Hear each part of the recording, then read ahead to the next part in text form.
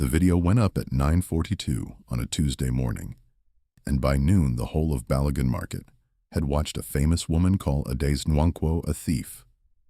The designer stood in a white studio under soft lights, holding a gown the color of palm wine, and she said the words slowly so the camera could taste them. She said a small tailor in the market had been stealing her work, tracing her genius, selling cheap copies to women who could not afford the real thing. She did not say Ada's name. She did not have to.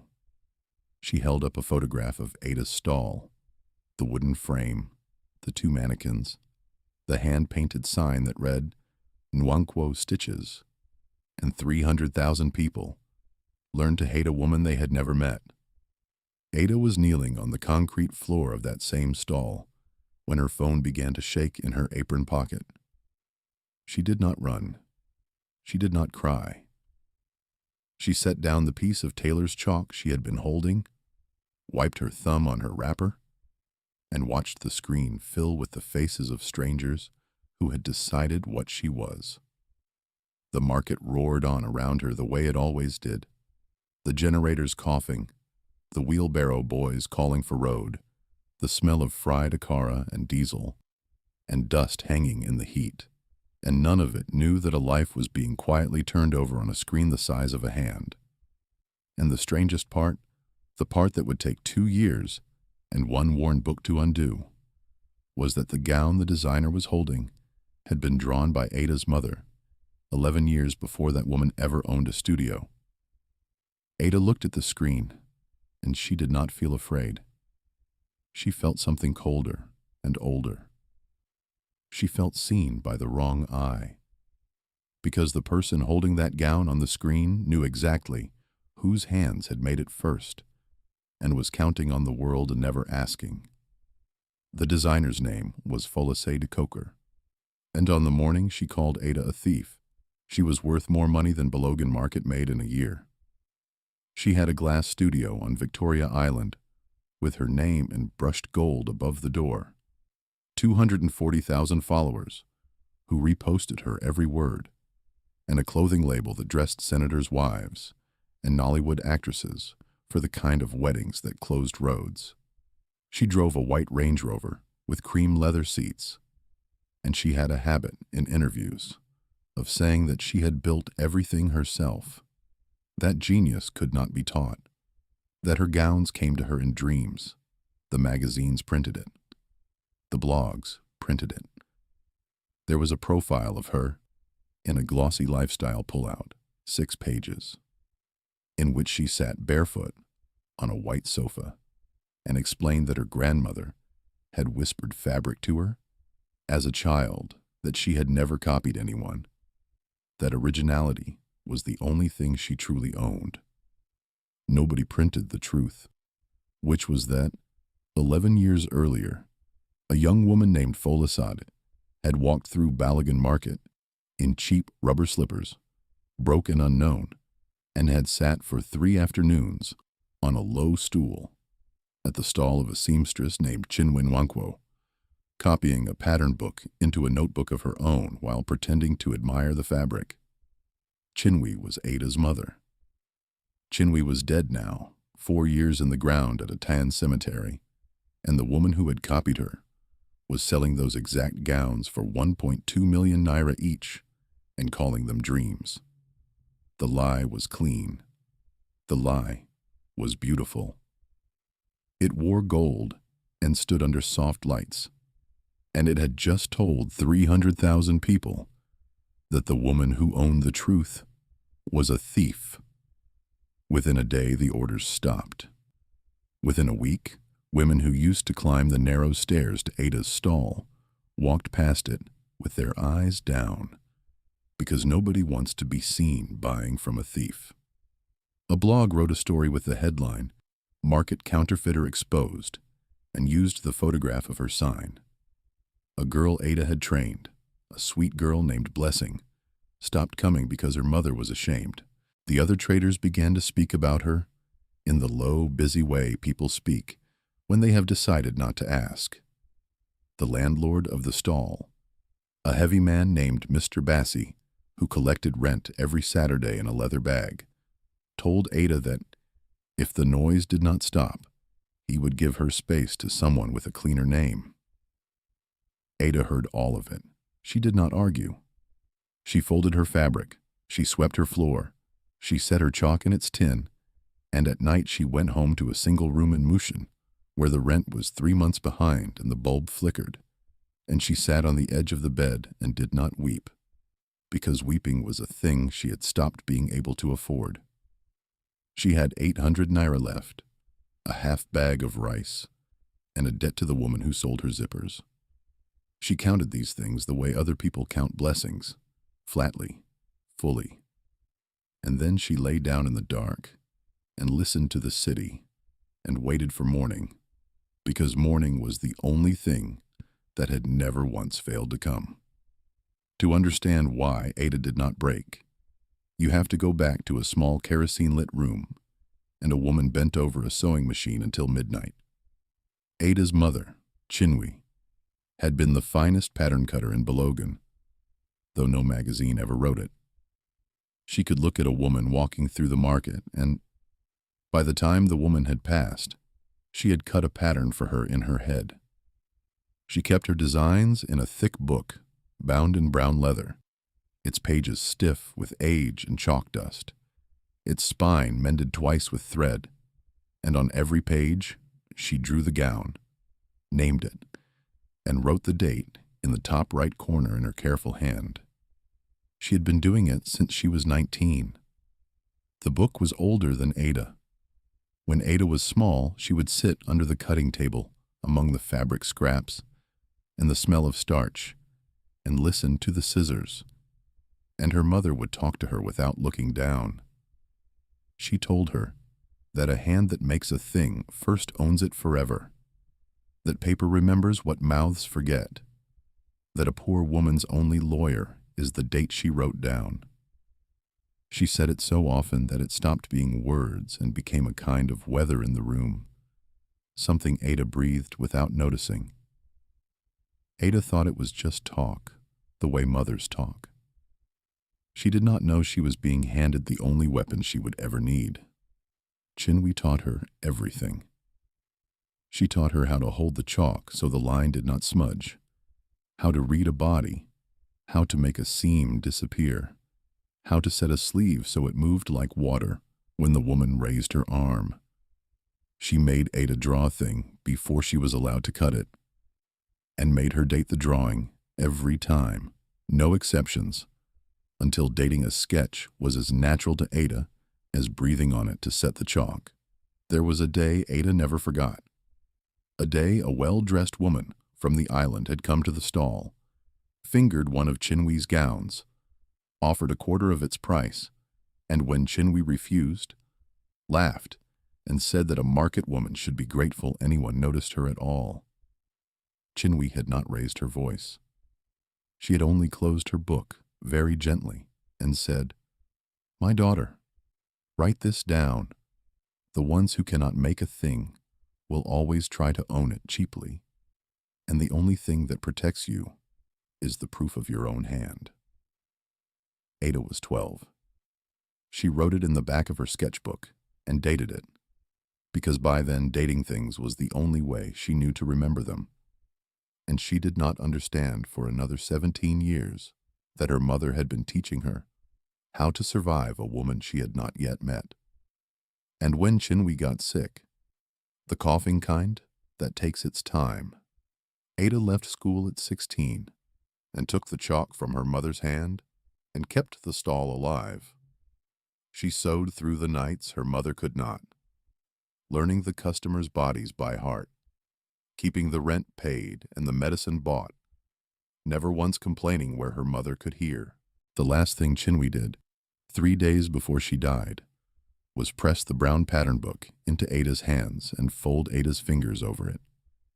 She said only this.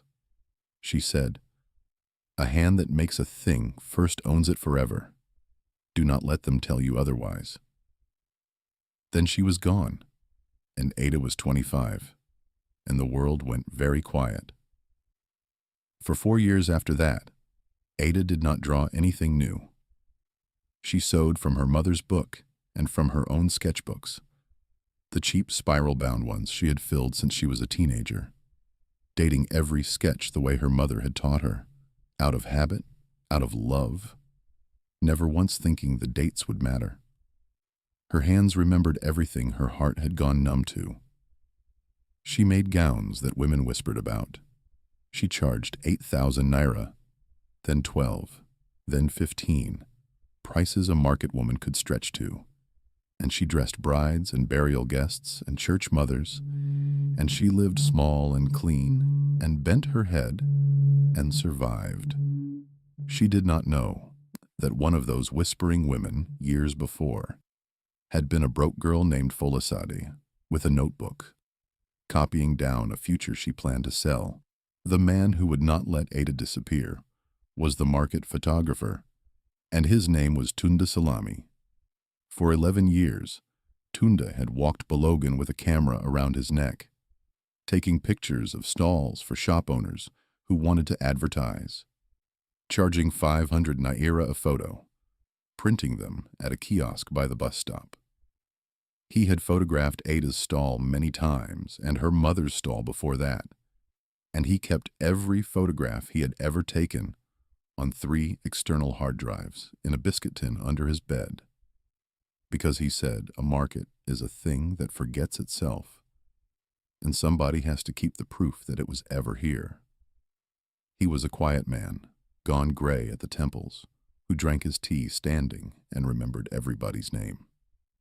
When the video spread, Tunde watched it twice, and on the second watch, he went very still, because he recognized the gown. He had photographed that gown, not on Folasade, on a mannequin at Adaeze Nwankwo's stall, years and years before, on an afternoon he could almost smell. He climbed the stairs to Ada's stall the next morning, with the camera around his neck, and he did not ask her if she had stolen anything, because he already knew she had not. He asked her one question. He asked, "Do you still have your mother's book?" And when Ada said yes, Tunde sat down heavily on her customer stool and said, "Then she has made a very bad mistake. That woman, she has stolen from someone who writes the date down." He told Ada what he had in the biscuit tin. Photographs of her stall going back 11 years, each one stamped by the camera with the date it was taken, sitting quietly in the file the way a seed sits in a fruit, where no thief ever thinks to look. Ada looked at this gentle, stubborn man who had spent 11 years keeping proof that the market existed, and for the first time since the video, something in her chest unlocked. She took out the brown leather book. She set it on the cutting table between them, and she opened it to the page where her mother, in careful ink, had drawn a gown the color of palm wine and written the date beside it, a date 11 years gone. The chalk dust on the page lifted in the light from the doorway, and the two of them looked at it for a long time without speaking. If this story is sitting on your chest the way I think it is, take 1 second to subscribe, because what these two people did next is the part I have been waiting to tell you. They did not go to the press, not yet, because Tunde said, a poor person who shouts is a liar, and a rich person who shouts is a victim, and the world was already on Folasade's side. Instead, they began quietly to build the ledger, and the ledger was long, page by page. Ada laid her mother's book open beside her own sketchbooks, and beside Tunde's dated photographs, and the three of them told the same story in 3 different hands. There was the palm wine gown, drawn by Chinwe, with a date 11 years old, photographed by Tunde 9 years ago on a mannequin at the stall, and sold by Folasade last year for 1.2 million naira as an original called Sunset Bride. There was the gown with the cascading shoulder, the one the magazines had called Folasade's signature silhouette. drawn in Ada's own teenage sketchbook, with a date 7 years old, 2 full years before Folisade's label existed. There was the asubi pattern with the carved neckline that an entire wedding party had worn last December. Every photograph tagging the designer, and there it was in Chinwee's book, dated, named Eco Bride in her mother's hand. There was a beaded bodice the actresses loved, drawn the year Ada turned 20.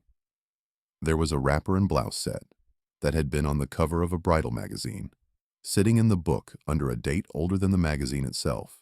They counted 22 gowns the first night, 37 by the end of the week, 51 before they stopped. 51 designs that Folisade Coker had presented to the world as dreams.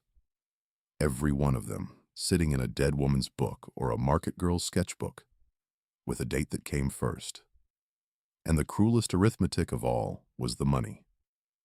Folisade had sold those 51 designs, across dresses and licensing and a ready-to-wear line, for more than 400 million naira over 6 years. Ada's mother had drawn them on a kerosene-lit table and died owing rent. Ada had sewn them for 15,000 naira and was 3 months behind on a single room in Mushin. The woman in the glass studio had taken a poor family's only inheritance, the work of 2 women's hands, and turned it into a Range Rover and a gold sign.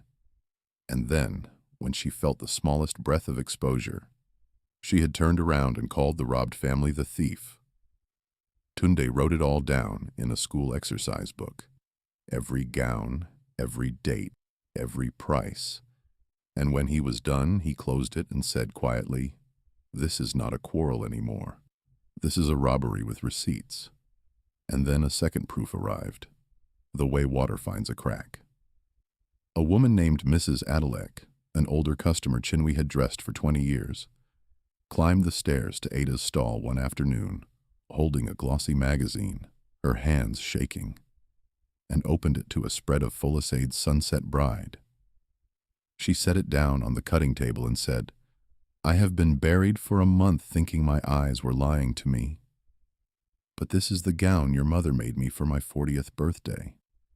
I still have it in my wardrobe, and I have the receipt your mother wrote, dated, in her own hand."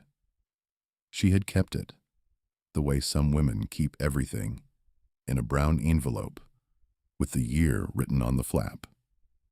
There were others, it turned out, once Ada began to ask.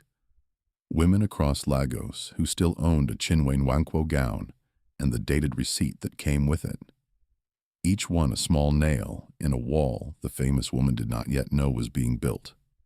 The market, which had turned its face away, began very slowly to turn it back, because a market remembers, and a market keeps receipts. Ada began to act. She did not announce anything. She simply started, in the evenings after the stall closed, to gather the proof into a shape the world could not ignore. She photographed every page of her mother's book in good light, the dates clear, the chalk lines sharp, propping the book on a stool by the window, and shooting it page by page until her phone was full. She scanned her old sketchbooks at the same kiosk where Tunde printed his photos, the board attendant stamping each file with the day's date, without knowing he was building a case. She made copies, 3 of everything, and kept one set with Tunde, and one set with Mama Ngozi, the woman who sold thread 2 stalls down, and who had known Ada's mother for 20 years. Mama Ngozi was 63, broad and slow-moving, with a voice like a closing gate. And when Ada showed her the ledger, Mama Ngozi sat for a long time and then said, "I remember that girl, the thin one in the rubber slippers. She sat on your mother's stool for 3 days. Your mother gave her water. Your mother gave her water. She said it twice. The way you say a thing you cannot believe, even as you know it is true." And Ada's hands remembered too. Her hands began to draw again. The first new designs in 4 years. Late at night by the flickering bulb, because something in her had decided that a woman who could be robbed of 51 gowns had better make a 52nd the thief could never touch. She dated every page. The orders were still gone. The blog post was still up. The landlord still came every Saturday. But Ada had stopped bending her head. She walked through the market upright now, with her chalk in her apron, and her mother's book in a cloth bag against her ribs, and the women who had looked away began, one or two at a time, to look at her again, because there is a way a person carries the truth that the guilty cannot fake. Then Folasade made her clean, organized move, and for a while it looked like she would win. Her lawyers sent Ada a letter on heavy paper. It said that Adaeze Nwankwo had infringed the intellectual property of the House of Coker, that she must cease all production immediately, surrender her stock, and pay damages, and that if she did not, they would take everything she had, which they both knew was almost nothing. The letter was beautiful. It had a gold crest and 4 pages of clauses, and it arrived at the stall by courier, in a way that made the whole market watch a uniformed man hand a poor woman an envelope as if it were a summons from a king. Folasade had registered designs. She had filed her gowns with the trademarks, patents, and designs registry under Nigerian law years ago, paid the fees, stamped the papers, built a clean paper wall, and her name was on every certificate. Ada had a dead woman's notebook and a photographer's biscuit tin. On paper, the rich woman owned the designs. On paper, the truth was the crime. Folasade went on a popular morning show and dabbed her eyes and said it broke her heart that small people would try to ride on her name, that she had worked too hard for too long to let market counterfeiters steal her peace. The host nodded with great sympathy and called her an icon. The clip went everywhere. A second blog ran a piece calling Ada a scammer who had now been served. Mr. Bassey, the landlord, climbed the stairs with his rent bag and told Ada she had until the end of the month, that he was sorry, but his building could not carry this kind of name. Blessing's mother forbade the girl from ever going near the stall again, and said so loudly enough for the neighbors. And one evening, Ada sat on the floor of that stall, with the lawyer's gold-crested letter in one hand and her mother's brown book in the other, and for the first time in 4 years, she felt the weight of it all settle on her like wet cloth. And she thought, very quietly, that perhaps the world simply belonged to whoever could afford the better paper. The lie was neat. The truth was a mess of old notebooks, and neat was winning. The cruelty had a second edge, sharper than the first. A man came to the stall, claiming to be from a buyer, admired the mother's book, asked to photograph a few pages, and Ada, tired and hoping, almost let him, before Tunda caught his wrist on the stairs and recognized him as someone who had once worked for the House of Coker. They had tried to get the book itself, the one piece of proof that could not be replaced, and Ada understood then how much it frightened them, which frightened her more because people only reach that far for a thing that can end them. For 3 days, she stopped sewing. She kept the book wrapped in cloth, inside a rice sack, under her bed, and she did not take it out, because she had begun to believe that the safest thing was to disappear and let the famous woman keep the world. She told Tunde she was finished. She told Mama Ngozi she would go back to her village and sew uniforms for school children and be no one. Mama Ngozi listened, and then she said 5 words. She said, "Your mother is still here," and she put Ada's hand flat on the cloth-wrapped book, and Ada felt the old stiff pages under her palm and could not, in the end, set them down. She did not sleep that night.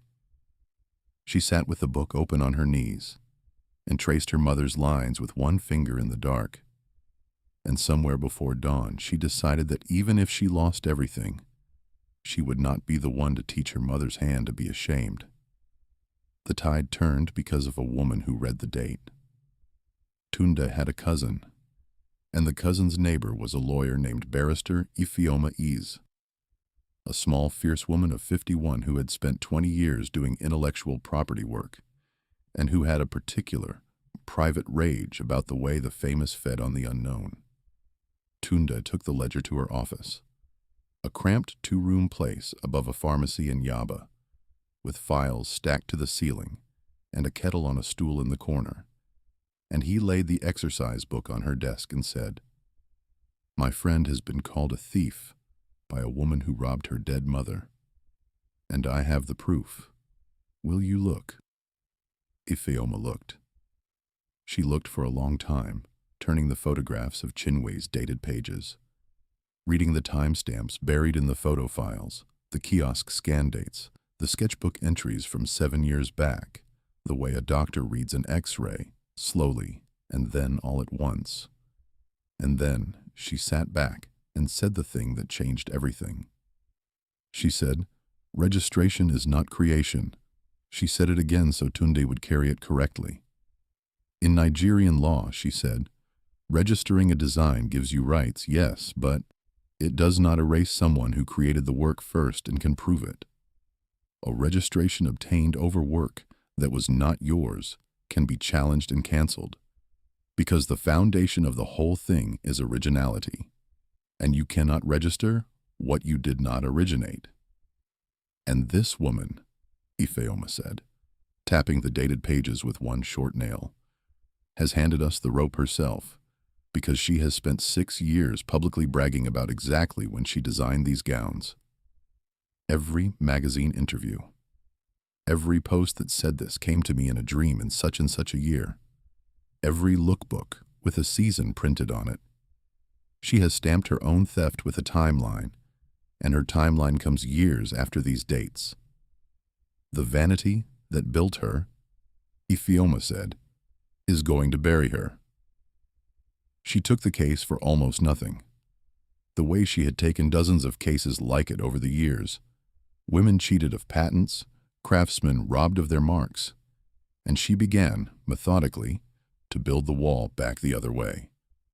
She filed an action to cancel Folasad's registered designs on the ground that they were not original to her. She gathered Chinwe's dated book, Ada's dated sketchbooks, Tunde's dated photographs with their buried timestamps, Mamangozi's sworn witness statement about the thin girl in the rubber slippers who sat 3 days on the stool, and the receipts of Folasad's own boasting, the interviews and posts and lookbooks where she had pinned each gown to a year that came too late. She subpoenaed the magazine archives so the dates could not be quietly edited. The machine the designer had built to crush the market girl, the lawyers, the paper, the registry, the public timeline, all of it slowly turned and began to point back at the woman who had built it. The reckoning did not happen with shouting. It happened in a hearing room with a ceiling fan and a long wooden table, where Ifeoma laid the evidence out one piece at a time and let the dates speak. She opened Adaeze Nwankwo's brown leather book to the palm wine gown and read the date aloud, 11 years past.